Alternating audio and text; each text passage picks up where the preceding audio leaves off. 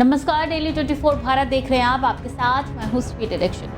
भारत और चीन के बीच वास्तविक नियंत्रण रेखा यानी कि एलएसी पर शांति स्थापित करने के प्रयासों के बीच चीन की पीपल्स लिबरेशन आर्मी ने एक बार फिर से सीमा के पास कॉम्बैट ड्रिल शुरू कर दी है। इस युद्धाभ्यास में एडवांस तकनीक जैसे कि ड्रोन और मानव रहित सिस्टम का इस्तेमाल किया जा रहा है।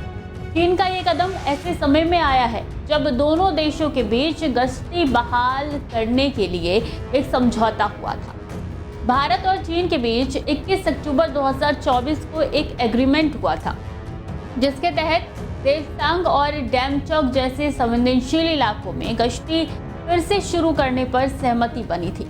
ये समझौता 2020 में गलवान घाटी में हुई झड़प के बाद तनाव को कम करने की दिशा में एक महत्वपूर्ण कदम था।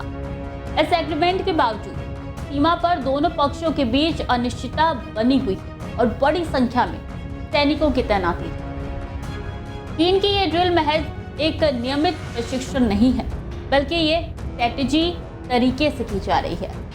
एक्सोस्केलेटन जैसे उपकरणों के इस्तेमाल से चीनी सैनिक ऊंचाई वाले इलाकों में आसानी से सैन्य अभ्यास कर रही है। ये चीन की रणनीति का हिस्सा है, जो विवादित क्षेत्रों में तेजी से सेना की तैनाती कर रहा है।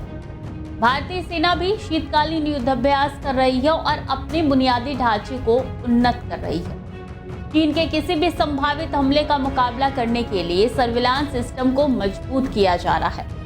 लद्दाख में सेना को आधुनिक उपकरणों से लैस किया जा रहा है ताकि चीन की किसी भी आक्रामक चाल का सामना किया जा सके। देवसांग और डेमचौक जैसे क्षेत्रों में गश्ती बहाल होना भारत और चीन के संबंधों के कुछ हद तक नरमी का संकेत होता है। हालांकि चीन की ओर से लगातार किए जा रहे सैन्य अभ्यास ये दिखाते हैं कि स्थायी शांति स्थापित करना अभी भी एक लंबी और चुनौतीपूर्ण प्रक्रिया है। भारत और चीन के बीच सीमा विवाद एक जटिल मुद्दा बना हुआ है। एलएसी पर चीन की कॉम्बैट ड्रिल और दोनों देशों के बीच समझौतों के बावजूद सीमा पर तनाव बरकरार है। भारत को सतर्क रहने और अपनी सैन्य तैयारी को मजबूत करने की आवश्यकता है ताकि किसी भी तरीके की चुनौती का सामना किया जा सके। अब देखना होगा भारत का अगला कदम क्या होता है। खबरें लगातार जारी हैं, देखते रहिए डेली 24।